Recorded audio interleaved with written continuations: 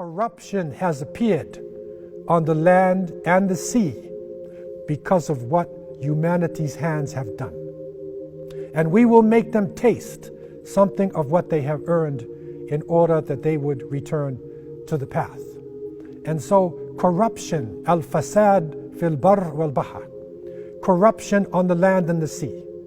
The trauma of our circumstance today should enable us to understand the importance of this verse.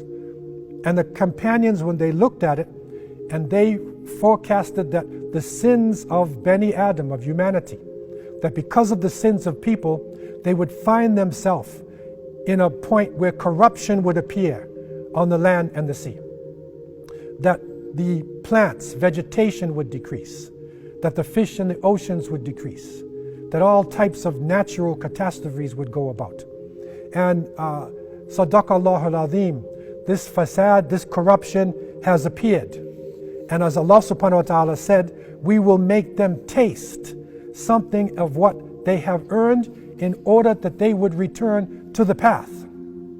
And so, 2020, in this year that we are in, right from January, while the world now is focusing on the coronavirus, when all of our news agencies, all of our understanding has blocked out almost everything else in our lives, we have to realize the great picture, the overall understanding of what is happening. Right up until January, the calamities are coming almost like the 9 signs given to Musa alayhi salam for Fir'aun. In Australia, 17.9 million acres were burnt. 3,000 homes were damaged. 500 million animals were killed. It was a state of emergency. And it was reported they called it fireballs coming from the sky. In Chile, the smoke from Australia reached all the way to South America, to Santiago, which is 12,000 miles away. Indonesia suffered under severe flooding. Tens of thousands of people were displaced, and this flooding is actually continuing up until today.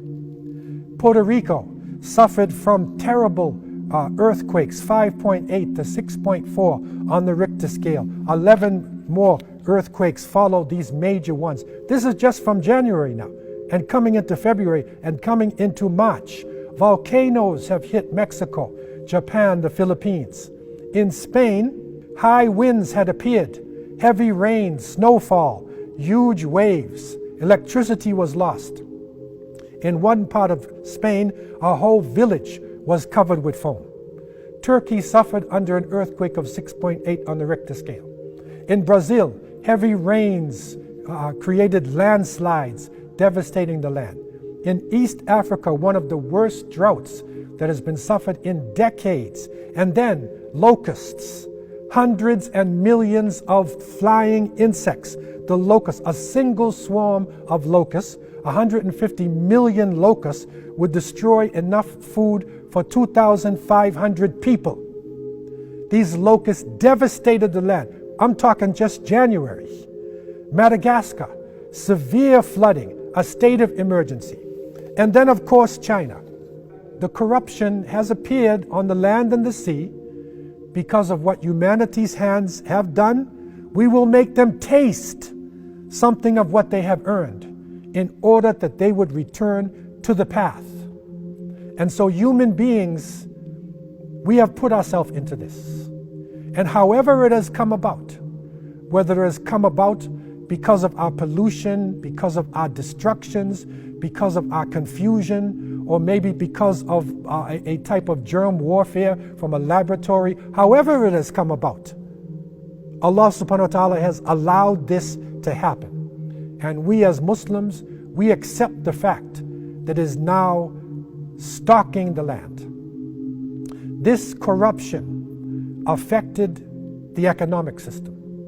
And the system of people that would do barter or would trade with natural things with intrinsic value, with gold and silver and animals and other types of items, began to trade with paper money.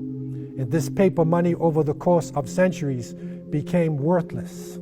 Until now, the economy is a type of illusion. It is an illusion of a world economy. And so now we're on a reset. And because of the loss of employment, because of the change in our lifestyles, it is literally forcing us to go back to a more natural way of life. And it is bringing out more and more Islamic ways of life, the way that Allah subhanahu wa ta'ala has developed for human beings. Corruption in social life, the immorality reaching epic proportions with the internet, with prostitution, with pornography, epic proportions around the world. A whole generation coming up with their language changing, their lifestyle changing. Reset.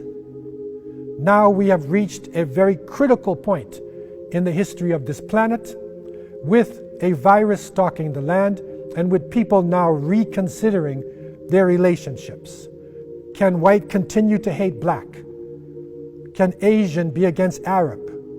Can the nations be based on ethnicity and tribe continue to do this? We are a human race. If people are suffering in Iran or suffering in Italy, then the rest of the world is suffering, because we're all one human family. Reset. We're all part of one family. We're part of one global village.